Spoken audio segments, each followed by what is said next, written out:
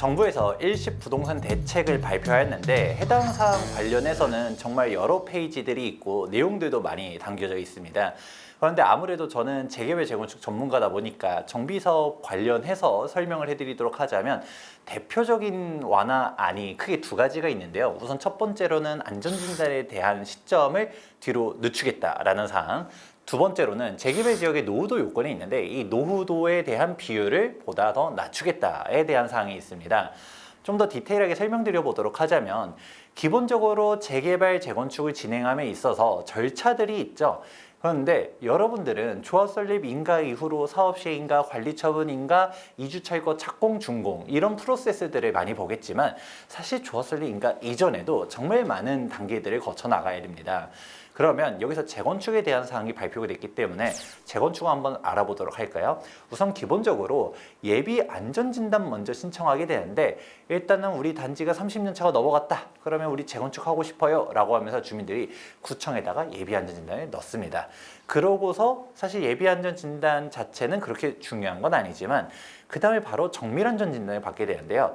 이 안전진단을 받는 데만 하더라도 최소한 2년에서 3년 정도가 소요되게 됩니다.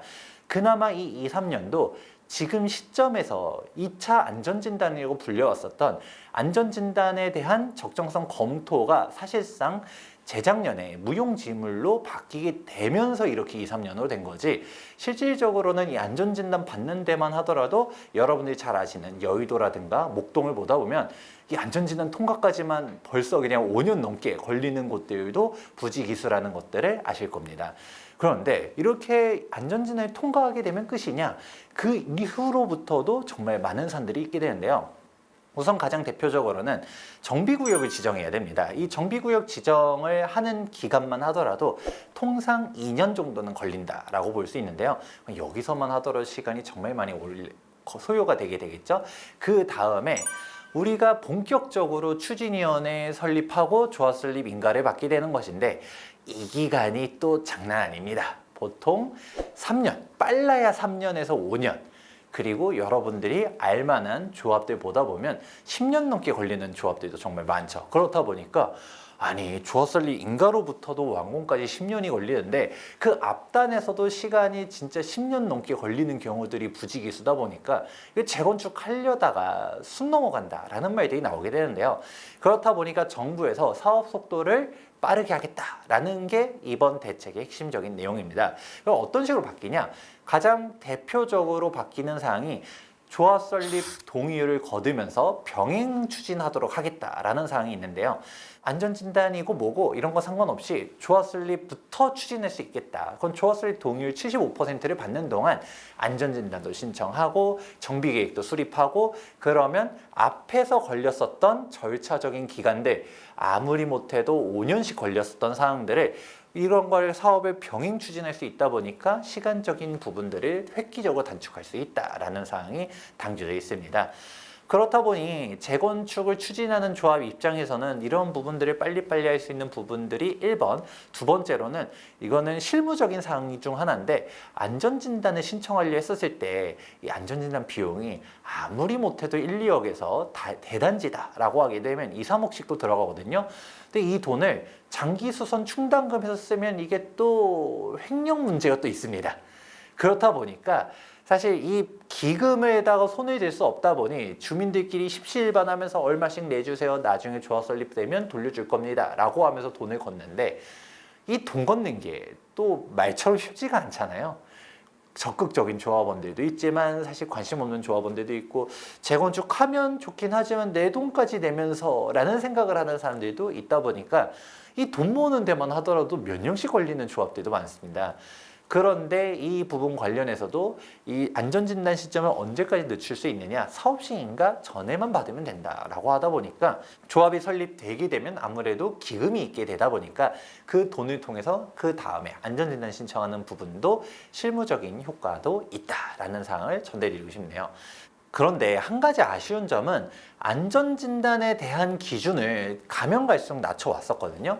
그렇다 보니까 지금 시점에서는 안전진단에 대한 적정성 검토에 대한 비중들도 구조 안정성에 대한 부분을 획기적으로 낮춰놨다 보니까 예전에는 안전진단 넣었다 하더라도 다 떨어지다 보니까 목동에서도 막 재수하고 삼수하고 이러면서 시간이 정말 기약 없이 지연되는 경우들도 있었는데 지금은 이제 안전진단 넣었다면 다들 통과입니다.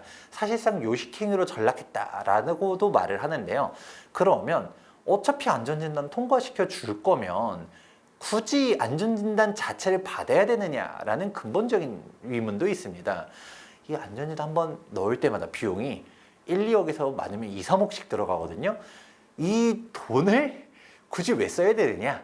차라리 대통령이 일전에 발언한 것처럼 노후도만 어느 정도 맞추면 재건축할 수 있도록 바꿔주겠다라고 했었으면 이게 안전진단 시점을 뒤로 늦추는 것도 뭐 나쁘지는 않은데 사실 좀 더 적극적으로 나가게 되면 안전진단 자체도 사실 생략하도록 하는 건 어떨까? 특히 대표적으로 노후계획도시특별법으로 가는 1기 신도시 재건축 같은 경우는 통합재건축 갔었을 때는 안전진단 자체를 생략할 수 있다라는 사항들도 담겨져 있거든요. 이게 법적으로 완전히 불가능한 거가 아니다 보니까 이런 부분들도 좀 더 고려해주면 좋지 않았을까라는 아쉬운 생각도 있습니다.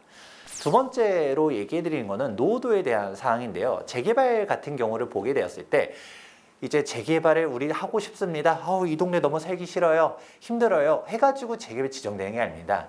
도시 및 주거환경 정비법을 보게 되면 재개발 지정 요건들이 있게 되는데요. 여기서 가장 크게 문제가 됐었던 게 노후 동수 3분의 2를 맞추는 게 있습니다. 이 3분의 2라고 하면 노후도에 대한 비율이 66%를 충족해야 된다는 것인데 이번 대책으로 인해요 노후도 비율의 종전 66%를 60%로 완화하는 안이 나왔습니다. 그러면 언뜻 생각해보면 이거 꼴랑 6% 낮춰준다고 그게 뭐 대단한 거냐? 라고 말하는 사람들도 있겠지만 사실 재개발 추진하고 있는 현장들을 보게 되면 이 노후도 비율 1, 2% 때문에 재개발이 안 되는 곳들도 되게 많았습니다. 그렇다 보니까 재개발로 안 되다 보니 모아타운으로 선회한다든가 그런 경우들이 있었었는데 이 6%를 낮춰준다는 거는 정말 많이 낮춰주는 그거라고 볼 수 있고요. 그 외에 선택사항들도 있습니다. 대표적으로 호소 밀도, 과소 필지, 접도율에 대한 사항들도 있는데 근데 이 부분도 흔치는 않지만 노후도를 맞췄음에도 불구하고 나머지 선택사항들을 못 맞추는 경우들도 있습니다. 그런데 이 부분 역시도 이번 대책안에서 노후도만 맞추게 되면 나머지 선택사항은 생략할 수 있도록 하겠다라는 안이 담겨져 있는 것이죠. 이렇게 뭐 재개발을 추진하려고 하든 재건축을 추진하려고 하든 획기적인 사항들이 많이 담겨져 있습니다. 제가 다 말씀을 드리긴 어렵지만 가로주택 정비 사업으로 간다 하더라도 노후도 비율은 똑같이 맞춰야 되는데 이 역시 60% 낮추고 모아타운이라고 부르는 소규모 주택 정비 관리 지역의 경우는 더 낮춰서 50%만 충족하더라도 할 수 있도록 바꾸겠다. 그리고 가로주택 정비 사업 같은 경우 보다 보면 재개발 재건축은 동의율을 75%를 맞춰야 되는데 가로주택은 80%거든요.